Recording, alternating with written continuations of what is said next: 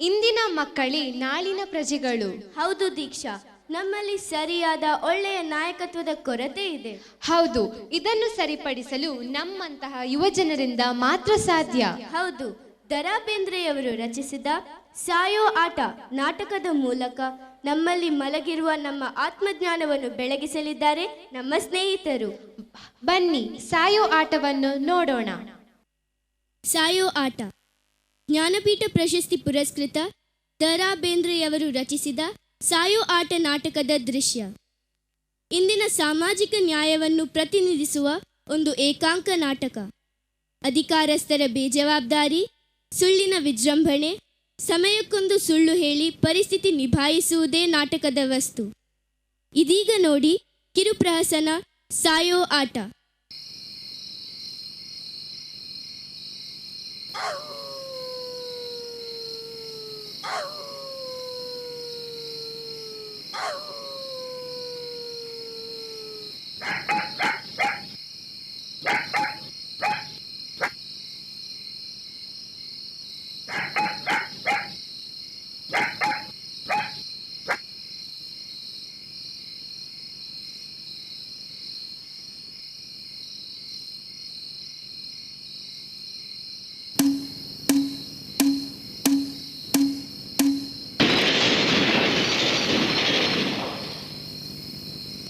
ಮಹಾರಾಯ, ಎಂತ ತಂಪು ಹೊತ್ತಿನಲ್ಲಿ ಸತ್ತು ಹೋದೆಯ. ನೀನು ಸತ್ತರೂ ನಾನು ಅತ್ತರೂ ಯಾರೂ ಬರುತ್ತಿಲ್ಲವಲ್ಲ. ಅಯ್ಯೋ, ಕೇಳುವವರಿದ್ದರೆ ಅಳುವವರಿಗೂ ಒಂದು ಹುರುಪು ಬರುತ್ತದೆ. ಅಲ್ಲದೆ ನನ್ನಂತಹ ಬಲವಿಲ್ಲದ ಹೆಣ್ಣು ಮಗಳು ಎಷ್ಟೊತ್ತು ಅಳಬಹುದು? ಯಾರಾದರೂ ಬರುವವರೆಗೆ ಸುಮ್ಮನಿರುವುದೇ ಲೇಸು.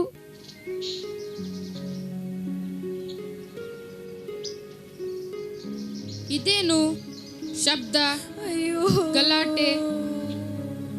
ಅಯ್ಯೋ, ನಮ್ಮನೆ ಗೋಡೆ ಒಡೆದೋಗಿದಲ್ಲ. ಇದೇನು ಮುಂಜಾನೆ ಹೊತ್ತಿನಲ್ಲಿ ಅಪಶಕುನ ಮಾಡಲಿಕ್ಕೆ ಹೇಳುತ್ತಿರುವಳೋ ಏನೋ? ಅಯ್ಯೋ, ನನ್ನ ಗಂಡನನ್ನು ಕಳೆದುಕೊಂಡೆನಲ್ಲ. ತಂದೆ, ತಂದು ಕೊಡುವಿರಾ? ಅಯ್ಯೋ, ಈ ಮಣ್ಣಿನ ರಾಶಿಯ ಕೆಳಗೆ ಸತ್ತು ಬಿದ್ದಿರುವವನು ನಿನ್ನ ಗಂಡನೇ? ಮುತ್ತು ಹೋದರೆ ಸಿಗಬಹುದು, ಸತ್ತು ಹೋದರೆ ಸಿಗಬಹುದೇ? ಇದು ಹೇಗಾಯ್ತು? ಒಂದು ಮಾಡಲು ಹೋಗಿ ಇನ್ನೊಂದಾಯ್ತು. ತನ್ನ ಕುತ್ತಿಗೆ ಹೋಗುವಷ್ಟು ಗೋಡೆ ತೋಡಿ ಇಡೀ ಗೋಡೆಯೇ ಮೈ ಮೇಲೆ ಬಿತ್ತು. ಭಾರ ತಡೆಯಲಾರದೆ ಪ್ರಾಣ ಬಿಟ್ಟ. ಅಂದರೇನು, ಕಳ್ಳತನ ಮಾಡಲಿಕ್ಕೆ ಬಂದಿದ್ದನೇ? ಅಲ್ಲ, ಅವನ ಕಸುಬು ಮಾಡಲು ಬಂದಿದ್ದ. ಹಾಗಾದರೆ ತಡೆ, ಕೋತುವಾಲನಿಗೆ ತಿಳಿಸಿ ಪಾರುಪತ್ಯ ಮಾಡಿಸುತ್ತೇನೆ. ಅಷ್ಟು ಮಾಡಿ ಪುಣ್ಯ ಕಟ್ಟಿಕೊಳ್ಳಪ್ಪ.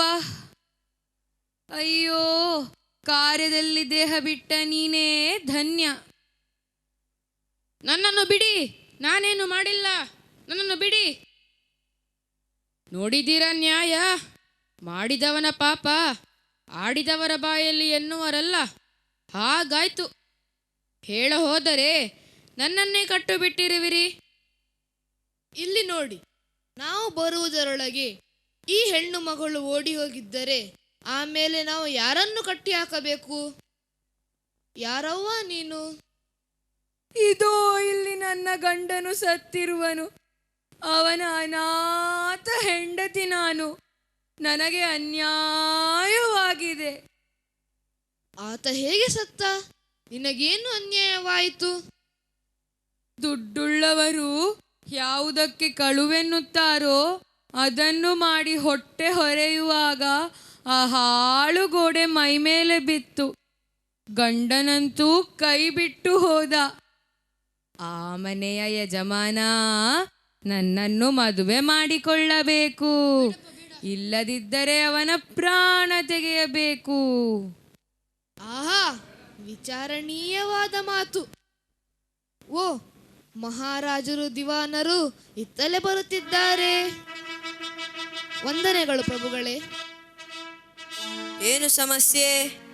ದೊರೆಗಳೇ, ಅನಾಥೆಯಾಗಿರುವವಳ ಗಂಡನು ತನ್ನ ಉದ್ಯೋಗದಲ್ಲಿ ತೊಡಗಿರುವಾಗ ಈ ಮನೆಯ ಗೋಡೆ ಕುಸಿದು ಪ್ರಾಣ ಬಿಟ್ಟಿದ್ದಾನೆ.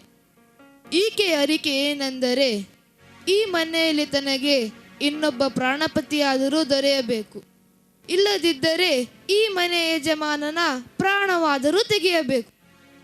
ಈಕೆ ಹೇಳಿದಂತೆ ಮಾಡಿದರೆ ರಾಜ್ಯದಲ್ಲಿ ನ್ಯಾಯವೇ ಇಲ್ಲವೆಂದಾದಿತ್ತು. ದೊರೆಗಳು ವಿಚಾರಿಸಿ ಅಪ್ಪಣೆ ದಯ ಪಾಲಿಸಬೇಕು. ಹಾಗೆ ಆಗಲೇಬೇಕು. ಏನಾಯ್ತಪ್ಪ, ನೀನೇನೆನ್ನುವೆ? ಕಳ್ಳನಿಗೆ ತಕ್ಕ ಕೋತುವಾಲ, ಕೋತುವಾಲನಿಗೆ ತಕ್ಕ ದಿವಾನ, ದಿವಾನನಿಗೆ ತಕ್ಕ ದೊರೆ. ಆ ಏನೆಂದೆ? ಏನಿಲ್ಲ ಸ್ವಾಮಿ, ಕಳವು ಮಾಡಲು ಬಂದುದಕ್ಕಾಗಿ ಅವನಿಗೇನು ಶಿಕ್ಷೆ ಇಲ್ಲವೇ? ಎಂತಹ ಹುಚ್ಚ ನೀನು! ಕಳ್ಳನಿಗಂತೂ ದೇಹಾಂತ ಶಿಕ್ಷೆ ಆಗಿದೆ. ಆಕೆ ಅನಾಥೆಯಾಗಿರುವವಳು. ಅವಳನ್ನು ಮದುವೆ ಆಗು, ಇಲ್ಲವೇ ಸಾಯಲು ಸಿದ್ಧನಾಗು. ಮದುವೆ ಆಗುವುದಕ್ಕಿಂತ ಸಾಯುವುದೇ ಲೇಸು. ಗೋಡೆಯ ತಪ್ಪಿಗೆ ನನಗೆ ಶಿಕ್ಷೆ. ಒಂದು ಜೀವಕ್ಕಾಗಿ ನಾವು ಇಷ್ಟೊಂದು ವಿಚಾರಣೆ ಮಾಡಿ ಕಾಲ ಕಳೆದರೆ ನಮ್ಮ ರಾಜ್ಯದ ಅಸಂಖ್ಯಾತ ಪ್ರಜೆಗಳ ಗತಿ ಏನು? ಅದೋ ಗತಿ. ಏನೆನ್ನುವೆ? ಅವನು ತಾನಾಗಿ ಗೋಡೆಯನ್ನು ತನ್ನ ಮೇಲೆ ಕೆಡವಿಕೊಂಡರೆ ನಾನೇನು ಮಾಡಬೇಕು? ಸಾಯಲು ಸಿದ್ಧನಾಗಬೇಕು. ಅಂತಹ ಗೋಡೆನೇಕೆ ಕಟ್ಟಿಸಿದಿ? ಸ್ವಾಮಿ, ಕಟ್ಟಿಸಿದವನು ನಾನಾದರೂ ಕಟ್ಟಿದವನು ಬೇರೆ. ನಿಜವಾಗಿ ಉಪ್ಪಾರನಿಗೆ ಶಿಕ್ಷೆಯಾಗಬೇಕು. ಸರಿ, ಹಾಗಾದರೆ ಇವನನ್ನು ಬಿಡಿ. ಆ ಉಪ್ಪಾರನನ್ನು ಕರೆತರಲು ಹೇಳಿ. ಯಾರಾದರೂ ಸತ್ತರಾಯಿತು, ಅದೇ ನ್ಯಾಯ. ದೊರೆಗಳೇ, ಇವನೇ ಏ ಕಳ್ಳಿ, ಸುಮ್ಮನಿರು. ಯಾರು ಸತ್ತರೆ ನಿನಗೇನು? ನಿನಗೆ ನ್ಯಾಯ ಸಿಕ್ಕರಾಯಿತು. ಸುಮ್ಮನೆ ನಮ್ಮ ಜೀವ ತಿನ್ನಬೇಡ. ಉಪ್ಪಾರ ಬರಲಿ. ನನ್ನನ್ನು ಬಿಡಿ ಸ್ವಾಮಿ, ನಾನೇನು ಮಾಡಿಲ್ಲ. ನನ್ನನ್ನು ಬಿಡಿ ದೊರೆಗಳೇ, ನಾನೇನು ಮಾಡಿಲ್ಲ ದೊರೆಗಳೇ. ಮೊದಲು ಇವನನ್ನು ಉಪಾಯದಿಂದ ಎಚ್ಚರಿಸಿ, ಆಮೇಲೆ ಈ ವಿಧವೆಯ ಗಂಡನಾಗಲು ಒಪ್ಪುವನೋ ಕೇಳೋಣ. ಇವನು ಒಪ್ಪಿದರೆ ನನ್ನ ಮರಣ. ದೊರೆಗಳಿಗೆ ನಮಸ್ಕಾರ ಮಾಡು. ನೀನು ಈ ಕೆಟ್ಟ ಮನೆಯನ್ನು ಕಟ್ಟಿ ಈ ಬಡ ಮನುಷ್ಯನ ಮರಣಕ್ಕೆ ಕಾರಣನಾದೆ. ನೀನು ಈಕೆಯನ್ನು ಮದುವೆಯಾಗು, ಇಲ್ಲಾದರೆ ಸಾಯಲು ಸಿದ್ಧನಾಗು. ದೇವರು, ನಾನು ಉಪ್ಪಾರನಲ್ಲ, ಬಡ ಕೂಲಿಕಾರ. ಉಪ್ಪಾರನಲ್ಲದಿದ್ದರೆ ಇಲ್ಲೇಕೆ ಬಂದೆ? ನನಗೆ ಕೂಲಿಯಲ್ಲಿ ದೊರೆಯಬಹುದು ಅಂತ ಚಿಂತೆಯಲ್ಲಿ ನಾನು ಹೋಗುತ್ತಿದ್ದೆ. ಆವಾಗ ಕೋತವಾಲ ಸಾಹೇಬರು ನನ್ನನ್ನು ಜಗ್ಗಿಕೊಂಡು ತಂದರು. ನಾನು ಕೂಲಿಕಾರ, ಉಪ್ಪಾರನಲ್ಲ. ನೀವಾದರೂ ಈ ವಿಚಾರಗಿಡಿಗೆ ತಿಳಿ ಹೇಳಿ. ಹುಚ್ಚ, ಅಷ್ಟು ಮಾಡು. ದೇವರು, ನಿಮ್ಮ ಕೈ ಮೇಲೆ ಕೈ ಹಾಕಿ ಆಣೆ ಮಾಡಿ ಹೇಳುತ್ತೇನೆ, ಈ ಕೆಲಸ ಮಾಡಿದವನು ನಾನಲ್ಲ. ಹಾಕು ಕೈ ಮೇಲೆ ಕೈ. ಇಕೊಳ್ಳಿರಿ. ದೊರೆಗಳೇ, ಇವನ ಕೈ ಬೆಚ್ಚಗಿದೆ. ಇವನು ತಪ್ಪು ಮಾಡಿದ್ದರೆ ಇವನು ಹೆದರುತ್ತಿದ್ದನಲ್ಲವೇ? ಮತ್ತು ಹೆದರಿದ್ದರೆ ಇವನ ಕೈ ಹೇಗೆ ಬೆಚ್ಚಗಿರುತ್ತಿತ್ತು? ಇವನ ಕೈ ಬೆಚ್ಚಗಿದೆಯೋ? ಸರಿ, ಹಾಗಾದರೆ ಸಮಸ್ಯೆ ಪರಿಹಾರವಾಯಿತು. ಇವನು ಅಪರಾಧಿ ಅಲ್ಲವೆಂದಾಯಿತು. ಹಾಗಾದರೆ ಇವನನ್ನು ಬಿಡಲಾ ಪ್ರಭುಗಳೇ? ಬಿಟ್ಟು ಬಿಡಿ ಆಯಬಡನನ್ನು. ಈ ಹೆಂಗಸು ಚಿಕ್ಕ ಪ್ರಾಯದವಳೇ ಇದ್ದಾಳೆ. ಇವಳಿಗೆ ಆಶ್ರಯ ಕೊಡುವವರು ಸಿಗುವವರೆಗೆ ಕೋತುವಾಲರ ವಶದಲ್ಲಿರಲಿ. ಸರಿ, ಹಾಗಾದರೆ ಇನ್ನು ನಡೆಯಿರಿ. ನಮ್ಮ ಮಧ್ಯಾಹ್ನದ ಊಟದ ಹೊತ್ತಾಯಿತು. ನೋಡಿದ್ದೀರಲ್ಲ, ಎತ್ತಿಗೆ ಜ್ವರ ಬಂದರೆ ಎಮ್ಮೆಗೆ ಬರೆ ಹಾಕಿದ ಹಾಗಾಯಿತು. ಸ್ವಂತ ವಿವೇಚನೆ ಇಲ್ಲದ ಬೇಜವಾಬ್ದಾರಿ ಅಸಮರ್ಥ ರಾಜನಿಂದ ನ್ಯಾಯ ದೊರೆಯುವುದಾದರೂ ಹೇಗೆ? ತಿಳಿಯಿತಲ್ಲ, ಯೋಗ್ಯ ಸಮರ್ಥ ನಾಯಕರಿಂದ ಮಾತ್ರ ನ್ಯಾಯ ನಿರೀಕ್ಷಿಸಲು ಸಾಧ್ಯ. ಸಮರ್ಥ ನಾಯಕರನ್ನು ಆರಿಸಿ ಸಮರ್ಥ ನಾಯಕರಿಗೆ ಪ್ರೋತ್ಸಾಹ ನೀಡಿ. ಇದೇ ನಮ್ಮೆಲ್ಲರ ಕಳಕಳಿಯ ವಿನಂತಿ. ಈ ಪ್ರಹಸನದಲ್ಲಿ ಭಾಗವಹಿಸಿದವರು: ಗೃಹಸ್ಥನ ಪಾತ್ರದಲ್ಲಿ ಶ್ರೇಯಸ್ 9ನೇ ತರಗತಿ, ಕೋತ್ವಾಲನ ಪಾತ್ರದಲ್ಲಿ ಪ್ರದ್ಯುಮ್ನ 9ನೇ ತರಗತಿ, ದಿವಾನನ ಪಾತ್ರದಲ್ಲಿ ನೆಹಾಲ್ 9ನೇ ತರಗತಿ, ದೊರೆಯ ಪಾತ್ರದಲ್ಲಿ ನಂದಕಿಶೋರ್ 9ನೇ ತರಗತಿ, ಕಳ್ಳಿಯ ಪಾತ್ರದಲ್ಲಿ ಪಿ ಡಿ ಮೇದಿನಿ 9ನೇ ತರಗತಿ. ಕಳ್ಳನ ಪಾತ್ರದಲ್ಲಿ ಚರಣ್ 6ನೇ ತರಗತಿ. ಕೂಲಿಯ ಪಾತ್ರದಲ್ಲಿ ಗೌತಮ್ 6ನೇ ತರಗತಿ.